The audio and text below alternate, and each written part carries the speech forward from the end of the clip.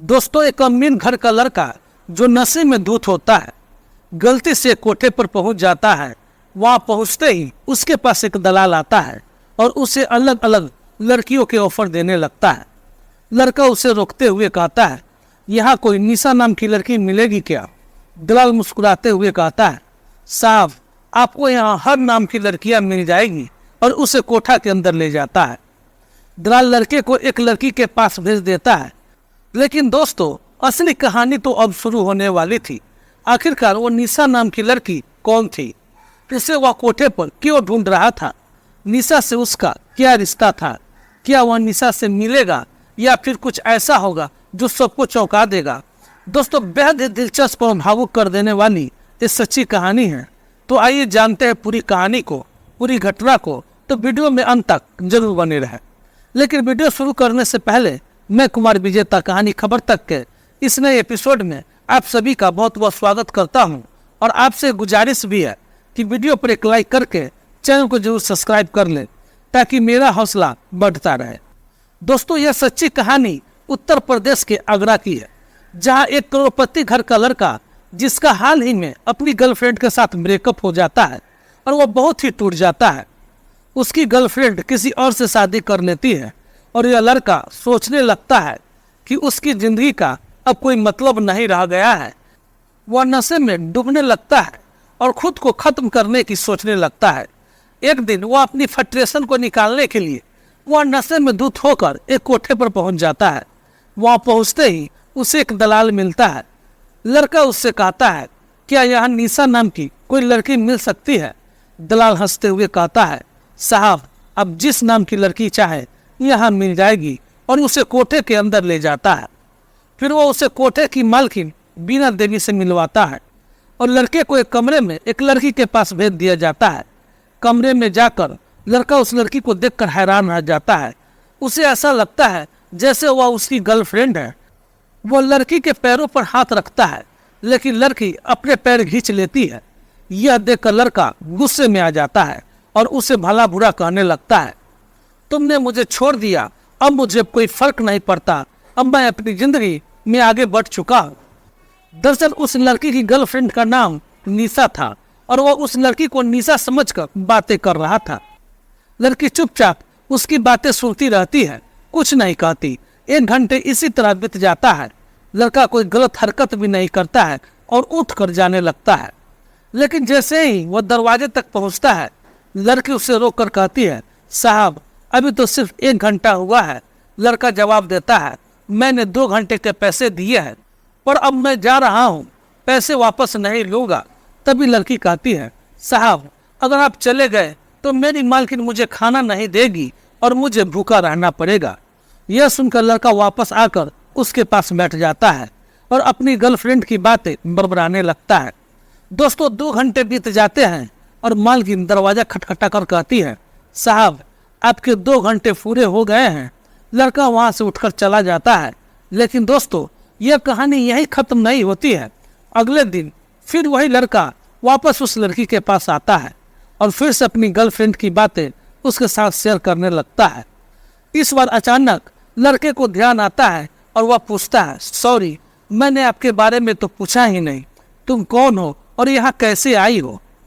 लड़की गहरी सांस लेकर कहती है, मुझे यहाँ जबरदस्ती लाया गया है, मैं यहाँ से निकलना चाहती हूँ। लेकिन दोस्तों, क्या वह लड़का उसकी मदद करेगा?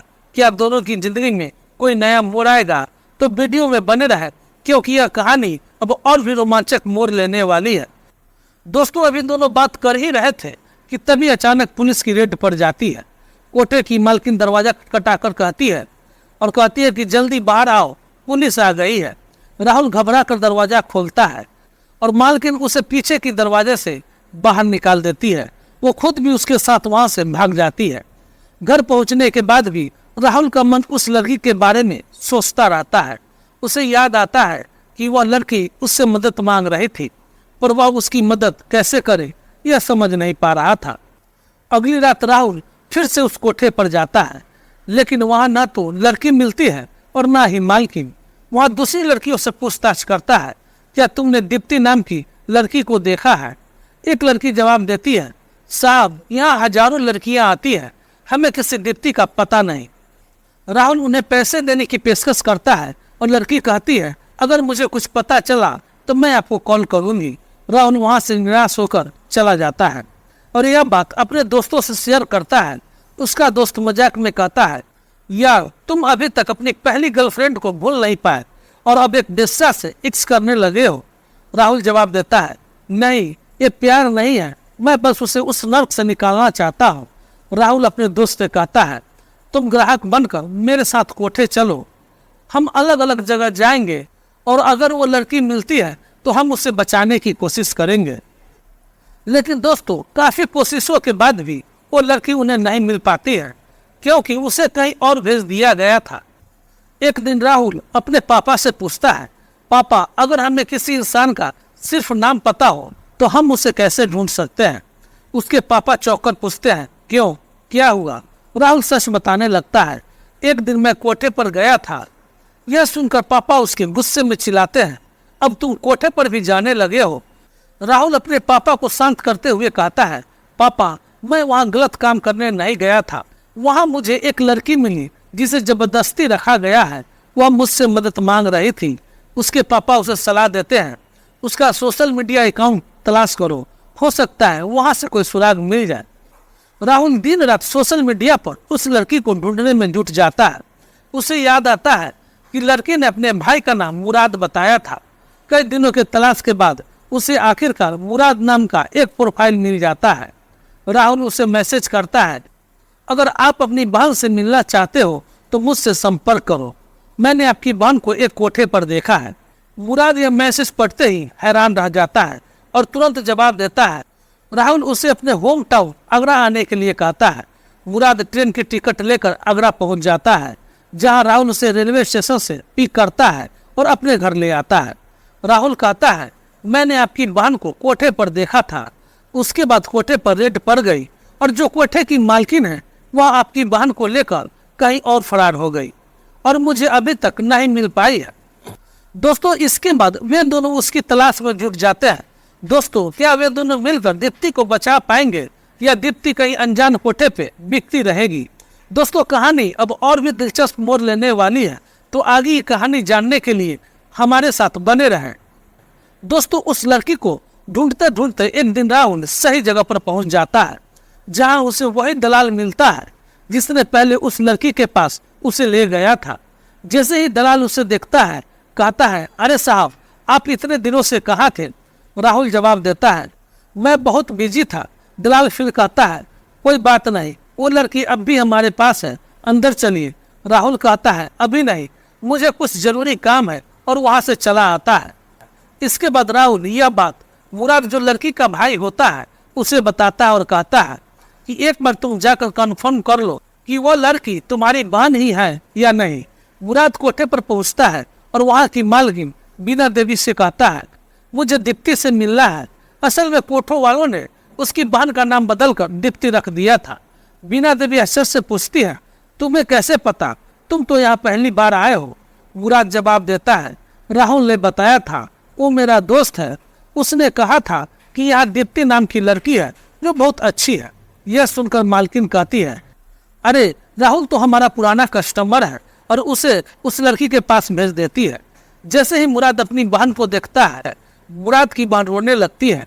मुराद उसे चुप कराते हुए कहता है चुप रहो, नहीं तो अगर इन्हें पता चल गया तो हम तुम्हें यहाँ से नहीं निकाल पाएंगे। वह कहता है 1-2 दिन में हम तुम्हें यहाँ से छुड़ा लेंगे। इसके बाद मुराद वहाँ से लौटकर राहुल को बताता है वो मेरी ही बहन है। फिर वे पुलिस के पास जाते हैं और FIR दर्ज करवाते हैं। पुलिस एक NGO की मदद से कोठे पर रेड करने की योजना बनाती है, लेकिन इससे पहले पुलिस की टीम राहुल को फिर से वहां से भेजा जाता है ताकि वह लड़की से मिल सके। राहुल कोठे पर पहुंचता है और मालकिन उसे देखकर खुश होकर कहती है काफी दिन बाद आए हो। वह उसे लड़की के पास भेज देती है, लेकिन इस बार दलाल को कुछ शक हो जाता है और वह कहता है यह यहाँ सीधे कैसे आ गया है, इसे हमारे एड्रेस का पता तो नहीं था। शक होते ही वे दरवाजे पर इंतजार करने लगते हैं। जैसे ही राहुल लड़की से मिलकर बाहर आने के लिए दरवाजा खोलता है वह दलाल जिसे राहुल पर शक हो गया था उसे रोकने की कोशिश करता है, लेकिन तभी पीछे से पुलिस आकर रेड मार देती है। पुलिस उन सभी को गिरफ्तार कर लेती है और राहुल की बहन दीप्ति को आजाद करवा देती है। इसके बाद राहुल रांची के लिए 2 प्लेन का टिकट बुक करता है, एक दीप्ति के लिए और एक मुराद के लिए। वह टैक्सी बुलाकर उन्हें एयरपोर्ट के लिए रवाना कर देता है, लेकिन टैक्सी कुछ ही दूर जाती है कि अचानक दीप्ति टैक्सी को रुकवाती है और राहुल की तरफ दौड़ती है। वह राहुल को गले लगाकर रोते हुए कहती है, अगर आप मेरी जिंदगी में नहीं आते तो मैं इस कोटे पर ही सड़ती रहती। राहुल भी उसे गले लगाकर सुकून महसूस करता है और फिर उसे विदा कर देता है। दोस्तों, इस पूरी घटना के बाद राहुल भी अपने ब्रेकअप के दर्द से बाहर आ जाता है और अपनी जिंदगी को एक नई शुरुआत देता है। उधर दीप्ति भी अपने परिवार से मिल जाती है और उसकी जिंदगी भी सही राह पर आ जाती है। दोस्तों, अगर आपको यह कहानी पसंद आई हो तो कृपया चैनल को सब्सक्राइब और वीडियो को लाइक करना न भूलें। लेकिन दोस्तों, इस कहानी को सुनाने का उद्देश्य किसी को दुख देना या ठेस पहुंचाना नहीं है, बल्कि आपको जागरूक करना है, सतर्क करना है, ताकि आप सावधान रहें, सुरक्षित रहें। तो चलिए मिलते हैं फिर अगली वीडियो में एक नई और सच्ची कहानी के साथ। तब तक के लिए आप सभी मुझे इजाजत दें। जय हिंद, जय भारत।